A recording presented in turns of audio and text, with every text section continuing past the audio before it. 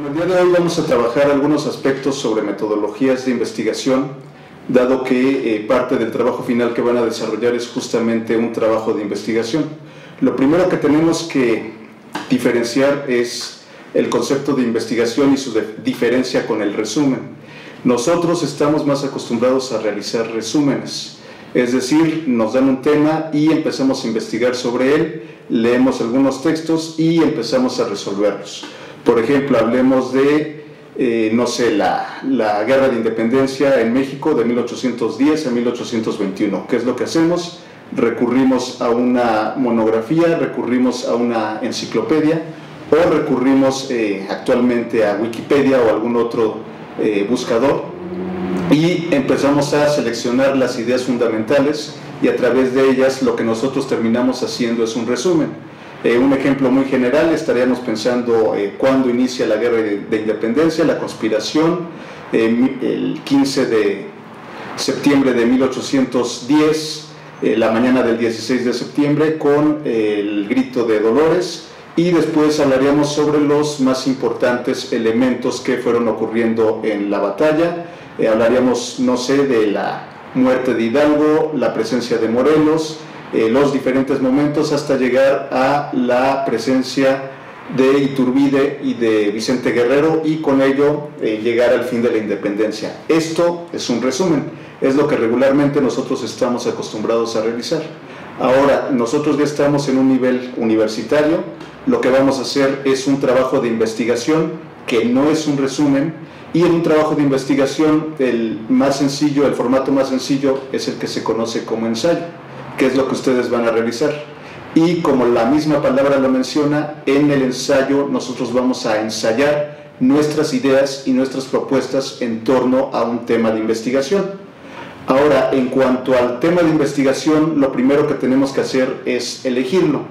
Y la elección del tema puede ser de dos maneras. Puede ser que a nosotros nos impongan el tema, o por el otro lado puede ser que nosotros lo elijamos. En el caso de que a nosotros nos impongan el tema, lo que tenemos que buscar es que de ese tema que vamos a investigar, nosotros encontremos qué elemento nos puede interesar de él. En este caso no va a ser su situación, porque evidentemente ustedes van a tener la libertad de elegir el tema, y aquí en la libertad de elegir ese tema, lo más importante es que sea de nuestro interés. ¿Por qué? Porque nosotros vamos a desarrollar ese tema de manera continua. Imagínense, todavía no estamos llegando a ese punto, pero si estuviéramos ya en el tema de tesis, un tema de tesis nos va a acompañar durante mucho tiempo. Tiene que ser un tema que nos guste tanto que en algún momento es común que cuando nosotros estamos investigando el tema empieza a aburrirnos, empieza a fastidiarnos, porque es lo que estamos viendo una y otra vez. Pero si nos gusta, pues todo aquello que en algún momento se nos empieza a dificultar o nos empieza a aburrir, pues finalmente nos logramos sobreponer a ello. Pero si desde un inicio estoy eligiendo un tema que no me interesa o que únicamente lo estoy eligiendo por salir del paso, es evidente que el resultado que vamos a obtener no va a ser positivo. Una vez que ya seleccioné el tema, tengo que delimitarlo. Y esta delimitación tiene que ir en dos aspectos, tanto en el aspecto temporal como en el aspecto espacial. Imaginémonos uno de los temas que ustedes están proponiendo para desarrollar su investigación, la fotografía. Yo quiero estudiar sobre la fotografía. La fotografía como tal, como palabra, es un tema bastante extenso. Entonces yo tengo que seleccionar cuál va a ser el tiempo en el cual voy a estudiar el tema de la fotografía. Es decir, si estamos en un curso que está hablando de la revolución industrial a las vanguardias, nos está ubicando entre el siglo XIX y los inicios del siglo XX. Aún así, ese sigue siendo una temporalidad muy extensa. Algunos de los temas que ustedes estaban planteando no únicamente estaban estableciendo el asunto de una temporalidad muy amplia, sino que llegaban a extenderse hasta la época actual. ¿Qué es lo que está ocurriendo? Que ese tema evidentemente va a ser muy amplio y que ustedes no lo van a poder desarrollar en el periodo que tenemos, que es del resto del semestre. Entonces debemos de acotar lo más posible el tema de tal manera que nosotros sepamos que en el tiempo que vamos a tener para investigar, un mes, mes y medio, yo voy a poder desarrollar todo ese proceso de búsqueda de información. Entonces, si yo voy a hablar de fotografía, puedo decidir, por ejemplo, que quiero saber cómo es que surgió la fotografía, cuáles fueron los primeros, cuál era la primera tecnología de la fotografía, es decir, los daguerrotipos, cómo es que se hacían, y después puedo dar un salto en el tiempo y preguntarme cuándo es que empezó a hacer la fotografía más comercial. Evidentemente la fotografía se hizo comercial cuando se crearon las cámaras de bolsillo, aquellas que nosotros podíamos trasladar de un lado a otro.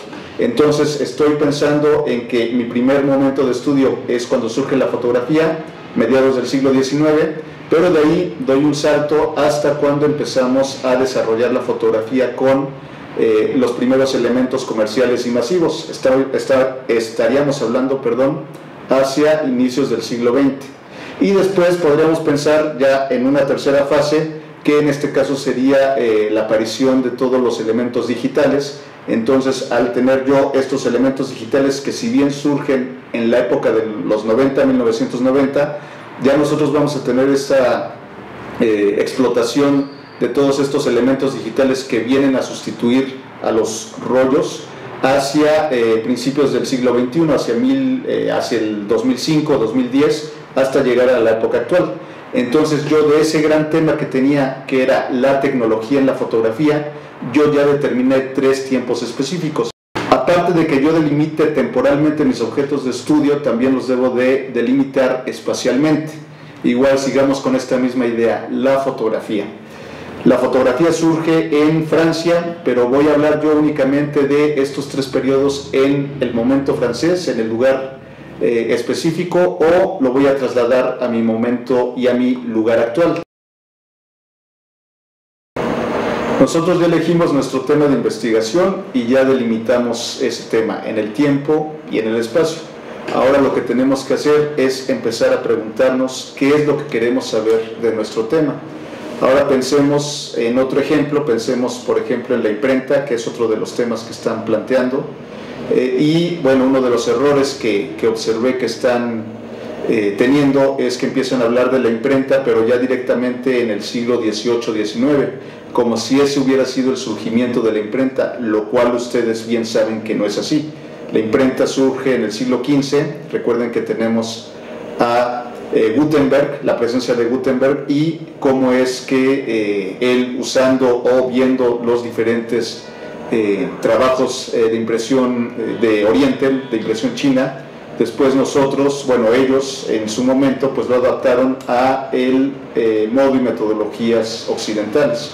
Bueno, evidentemente yo sé que ustedes van a hablar sobre la imprenta, pero en la revolución industrial, entonces ahí ya delimitamos nuestro tema.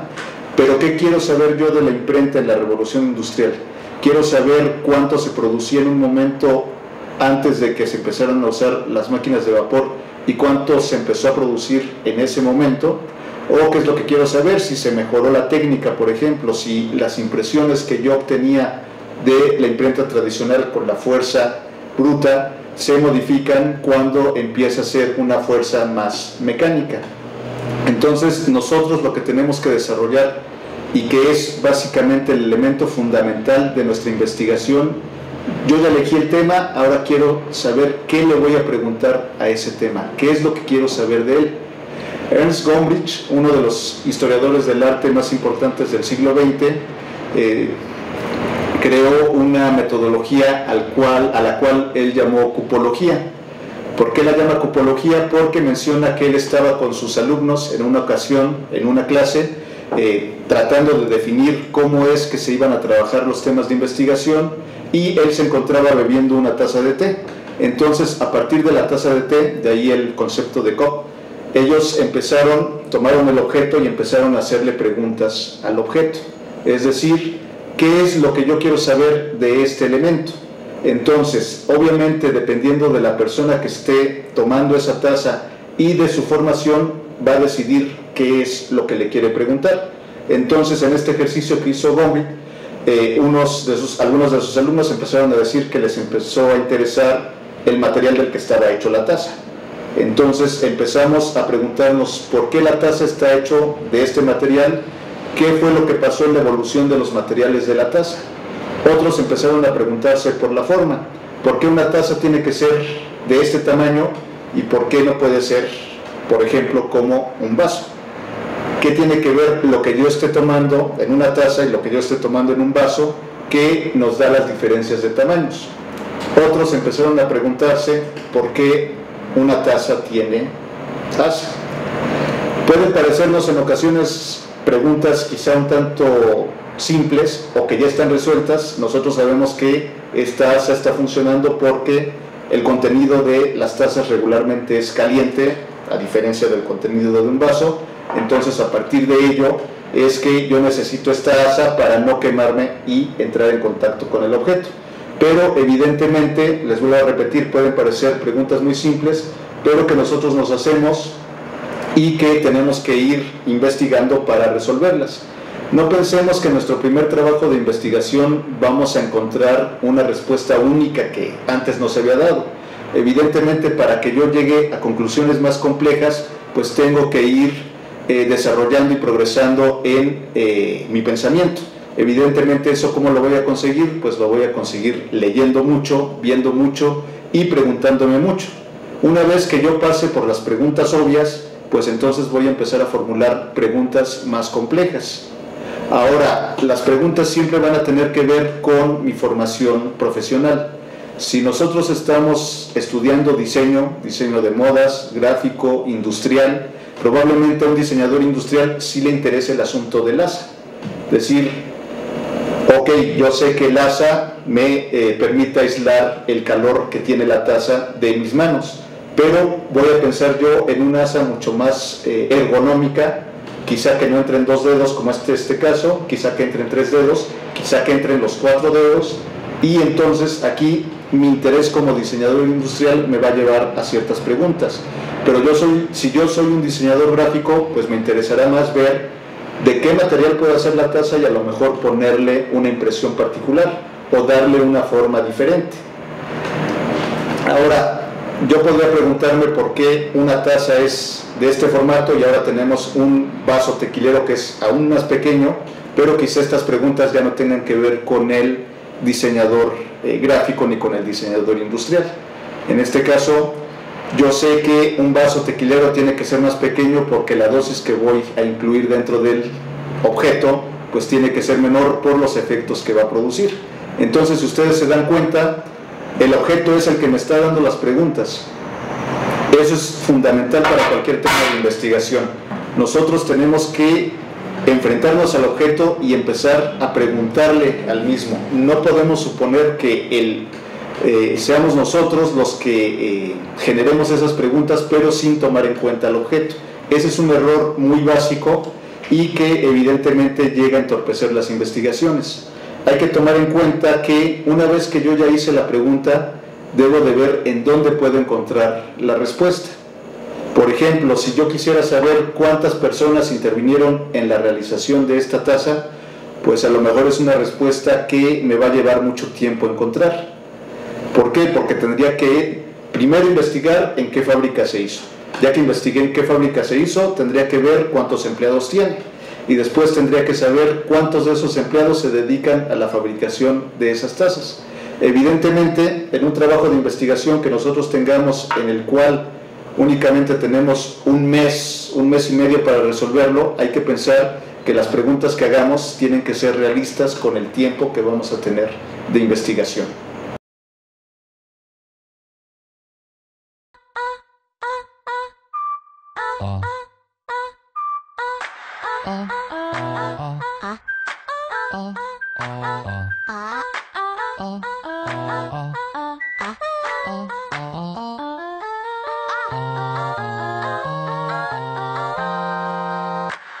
Bueno, hablábamos de que nosotros tenemos que hacerle preguntas a nuestro objeto.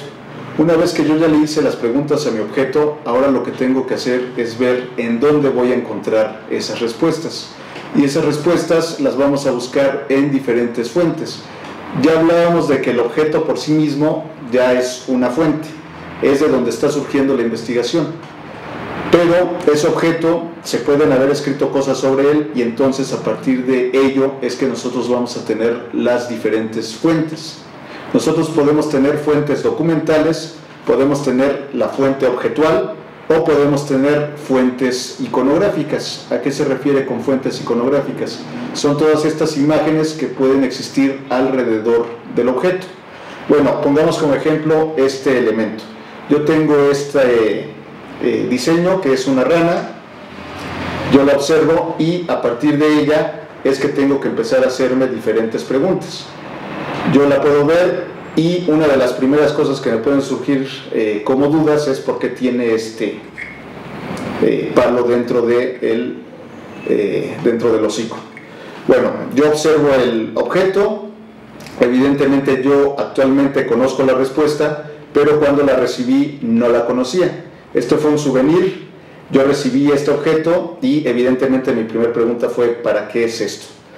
Podemos hacernos diferentes conjeturas, podemos golpear el objeto, a lo mejor podríamos suponer que aquí en realidad había una pluma y es un portaplumas y que resulta que perdieron la pluma y ahora únicamente tenemos esto.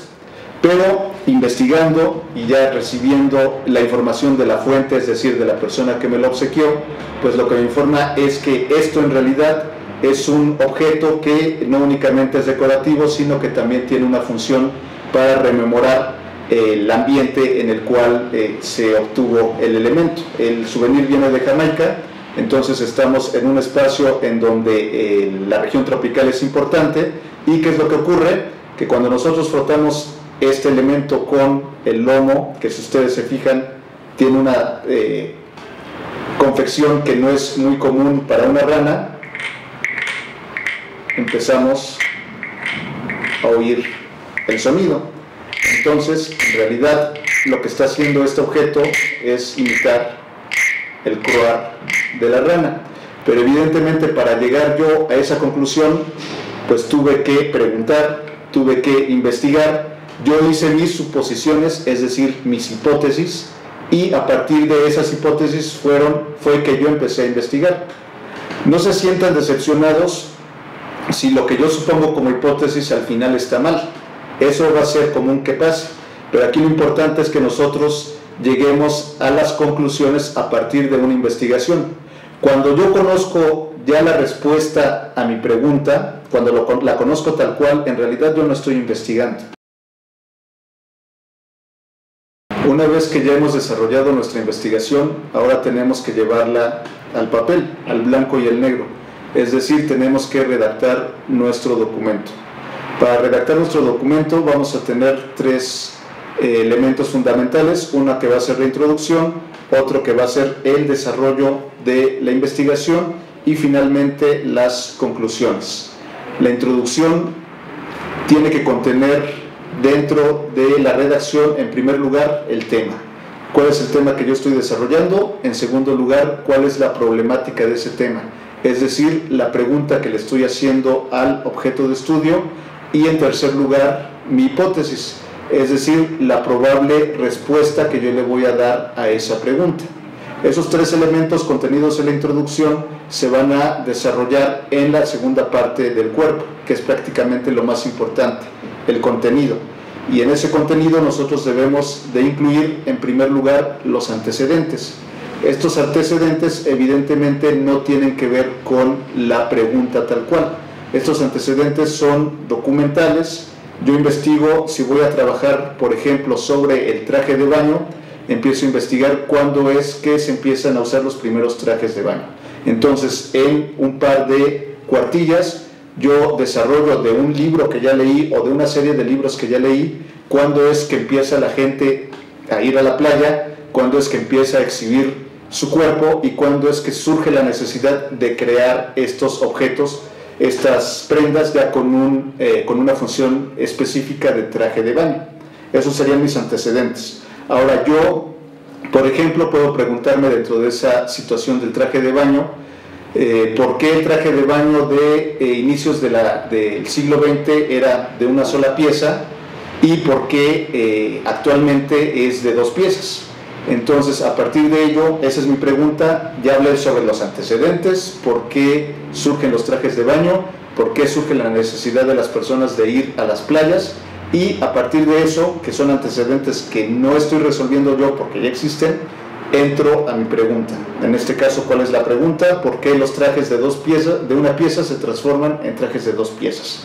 Entonces empiezo yo a buscar ejemplos visuales y ejemplos documentales que me digan por qué y cuándo fue que se separó ese traje de baño.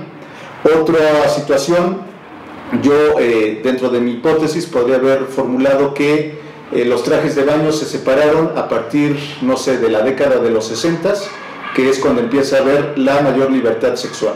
Y entonces ya no es necesario que cubramos todo el cuerpo, sino que únicamente vamos a cubrir lo elemental, o lo que se considere específicamente como lo más pudoroso. Entonces, ahí yo ya tengo una hipótesis, pero a lo mejor en mi investigación resulta que no se usaban los trajes de baño desde la década de los 60 en 2 piezas, sino que se usaban desde antes, o que se usaban mucho tiempo después. Y en las conclusiones voy a decir, efectivamente, si fue positiva la respuesta, el traje de baño se separó en la década de los 60 porque hay mayor libertad sexual. O por el contrario, les vuelvo a repetir, no necesariamente mi hipótesis siempre debe de tener una respuesta positiva. A lo mejor yo escribo, yo suponía que en la década de los 60 se había separado, pero resulta que se separó el traje de baño desde la década de los 40. Eso no quiere decir que tu trabajo haya estado mal, eso quiere decir que hiciste una investigación lo suficientemente profunda como para poder demostrar que, si bien tu respuesta no era la correcta, tu duda te permitió llegar a la misma respuesta, aunque no haya sido específicamente la que yo estaba buscando. Una vez que yo ya hice mi investigación, en la parte final tengo que enunciar todo aquello que utilicé para poder realizar la misma. Esas van a ser mis fuentes y en ellas tiene que quedar incluidos todos y cada uno de los elementos, tanto documentales como visuales, que yo utilicé. Hay una situación muy importante actualmente que ustedes habrán oído hablar mucho de ella, que es el plagio. Nosotros debemos de cuidar mucho el no caer en esta situación del plagio. Nosotros como gráficos es común que nos inspiremos en otras imágenes para crear las nuestras. Eso no necesariamente tiene que ser un plagio.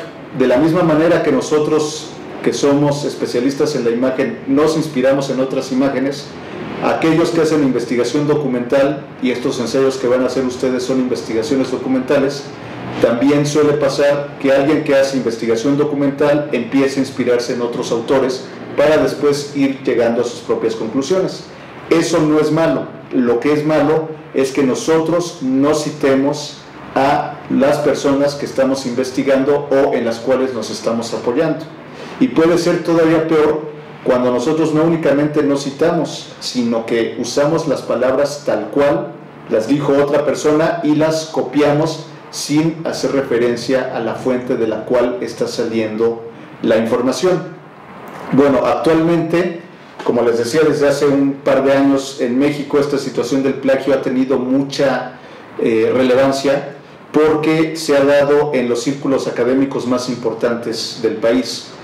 Hablamos de 2 ejemplos. En la Universidad Nacional Autónoma de México, un investigador de la Facultad de Filosofía y Letras fue acusado de plagio, y después de varios años de investigación y de que se demostró que efectivamente había copiado elementos de otros académicos, pues lo que ocurrió fue que este personaje fue expulsado de la universidad. Hace poco menos de un año esa misma situación se dio con otro investigador en la Universidad de Michoacán. ¿Qué fue lo que ocurrió con este investigador? Que copió o que plagió, no es solo una copia sino que es un plagio, directamente contenidos totales de algunos libros que se escribieron en su país, en Chile, los presentó en México como contenidos propios. Entonces, ¿qué fue lo que pasó? Pues que esta persona también fue expulsada no únicamente del lugar donde trabajaba, del Colegio de Michoacán, sino que también perdió el doctorado que había obtenido. Estos son 2 de los casos más graves que hemos tenido en el país, pero hay muchos más, no únicamente en México, esto se da en muchas partes del mundo, pero justamente a través de Internet es que se le ha podido dar mayor relevancia y mayor búsqueda a todo esto. Entonces es fundamental que nosotros no plagiemos, y es una de las cuestiones que primero debemos de aprender a desarrollar en una investigación: cómo citar nuestras fuentes.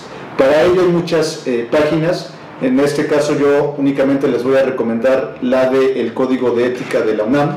Si nosotros entramos a esta página, podemos leer algunas cuestiones muy generales de lo que debemos de tomar en cuenta para que no caigamos en el plagio. Voy a leer algunos fragmentos, ustedes pueden consultarlas. Aquí nosotros estamos viendo la página y ustedes pueden ver que mi fuente es en el navegador. Estoy viendo cuál es esa página de donde estamos sacando la información: www.eticaacademica.unam.mx, que ustedes conocen también muy bien porque en la UDEM se cuida mucho esta situación del respeto a las ideas de los demás y a la ética profesional. Bueno, les leo brevemente.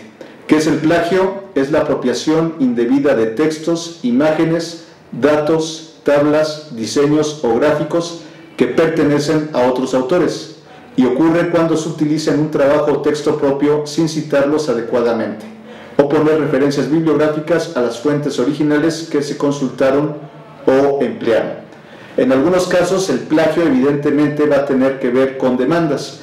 En el caso de México, desgraciadamente, esta situación del plagio no está tan reglamentada, pero en otros países alguien que es cachado en el plagio, pues evidentemente puede hasta pagar grandes cantidades de dinero, perder sus bienes por haber incurrido en ello.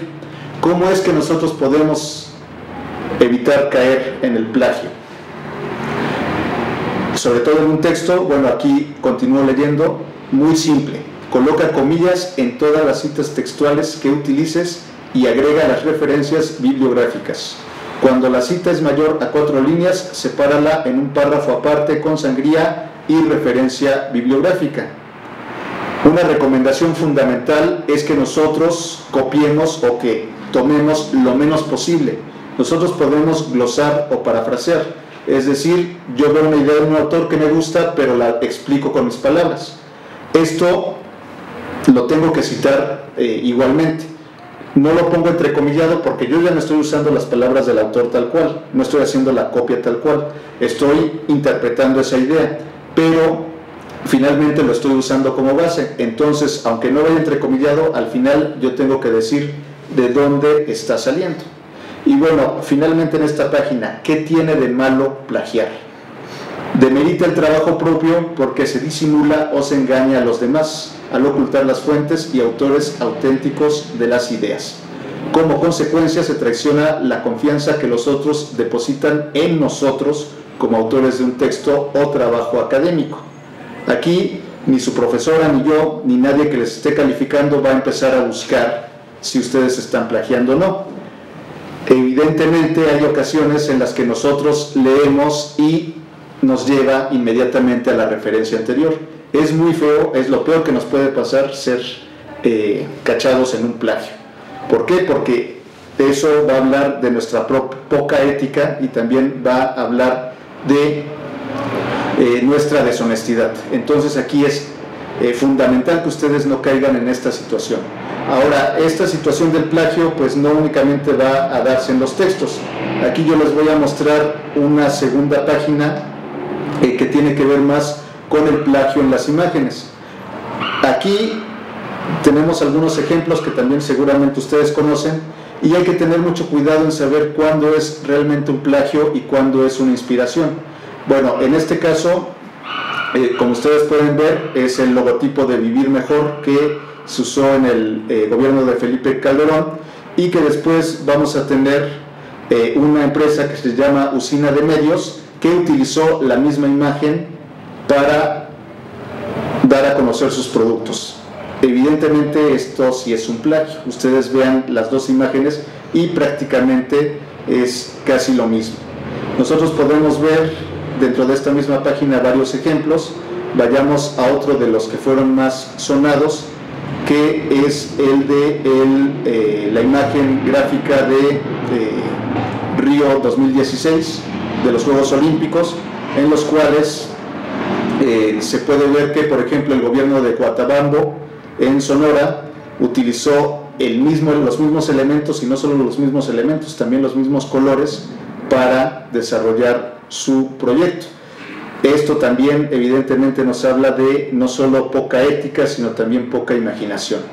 El logo de Nueva Alianza, el cual se menciona que también una compañía canadiense tenía las mismas líneas gráficas, que ustedes pueden verlas, no haremos más comentarios al respecto, pero cuando a nosotros se nos pone en evidencia con este tipo de situaciones, pues habla muy mal de nosotros, y no solo de nosotros, sino del lugar en donde nos estamos formando.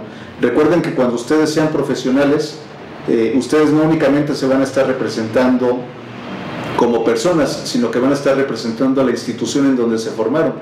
Van a hablar de el trabajador, el diseñador de la UDEM. Entonces aquí la situación es que no únicamente va a quedar en mal la persona que está haciendo el trabajo, sino que va a quedar en mal todo aquello que le está respaldando. Aquí hay otro ejemplo que también, del cual se habló mucho en el año 2012, que es el del ícono de la Feria de León en Guanajuato. ¿Qué fue lo que ocurrió? Que mostraron que una imagen de Odessa en Ucrania era muy similar, básicamente está utilizando los mismos elementos, los mismos colores y el mismo concepto. Aunque las imágenes no sean exactamente las mismas, el resultado visual es muy parecido. ¿Qué es lo que ocurrió en Michoacán en ese mismo año? Pues que se utilizó la misma idea. Aquí nosotros debemos de tener cuidado entre diferenciar lo que es un plagio, como el del logo de la Feria de León, que es muy claro que está inspirado y casi copiado tal cual, a diferencia de lo que ocurre con Michoacán. Aquí en ocasiones llegamos a ser muy rígidos con la idea de la propiedad intelectual, y con la idea de que se tiene que ser totalmente original, pero hay que tomar en cuenta que las modas y las tendencias se crean a través de la repetición. Entonces también hay que diferenciar muy bien de cuando es un plagio de cuando es un elemento de inspiración que después va a crear tendencia, que sería este caso. ¿Por qué? Porque podemos ver que Unilever, que es el que va a utilizar también este tipo de diseños, como pueden ver ustedes aquí en la imagen, sigue teniendo el mismo elemento. Entonces aquí lo que está ocurriendo es que se están creando tendencias gráficas, más que crear copias o plagios descarados.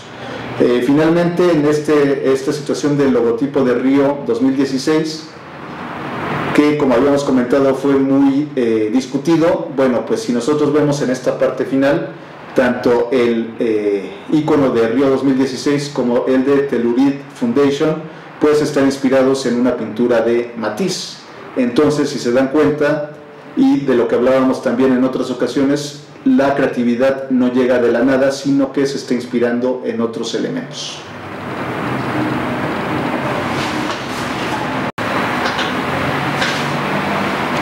Ok. Bueno, para concluir con esta sesión, que espero les haya aclarado un poco la manera de realizar una investigación, vamos a ver dos videos que tienen que ver con la evolución de los trajes de baño. Bueno, en este caso estos dos videos, uno es con la versión femenina y otro con la versión masculina. Ustedes van a poder ver que un poco lo que comentábamos hace un momento de cuando se separa el traje de una pieza y se vuelve el traje de dos piezas en el caso de las mujeres, o cuando en el caso de los hombres se cubre todo el torso, o cuando empieza a dejarse de cubrir. Evidentemente tiene que ver con estos periodos que ya comentamos, década de los 50, 60, pero aquí podemos empezar a hacernos otras preguntas. No nos quedemos con la pregunta superficial. Si es en la década de los 60, ¿qué es lo que estaba pasando en el mundo en esa década que nos llevó a que ya las mujeres pudieran usar ese traje de dos piezas? O por el contrario, ¿por qué ahorita en las imágenes que vamos a estar viendo, por qué el traje de baño de las mujeres y el traje de baño de los hombres al inicio van a ser muy similares? ¿Por qué no hacer desde un primer momento esa diferenciación entre lo masculino y lo femenino? O regresando con este mismo ejemplo de los videos que estamos viendo en este momento, ¿por qué en la década de los 80s o en la década de los 90s, en el caso de los hombres, los trajes de baño se hacen más grandes y en el caso de las mujeres se hacen más chicos? Bueno, pues aquí nosotros tenemos referencias visuales y lo importante es que empecemos a hacernos las preguntas y empecemos a dar posibles respuestas a las mismas. Eso es lo que tienen que hacer ustedes, y a partir de ello desarrollar su trabajo de investigación, que puede ser de lo más simple a lo más complejo. Todo ello nos va a permitir ir avanzando poco a poco. Puede ser que en algunos años ustedes regresen a este trabajo y se pregunten ¿por qué hice eso? Me parece tan absurdo en este momento, pero tomen en cuenta que el pensamiento tiene que irse perfeccionando, y este es un ejercicio, tómenlo como tal, pero como un ejercicio serio que nos puede conducir cada vez a preguntas mucho más complejas.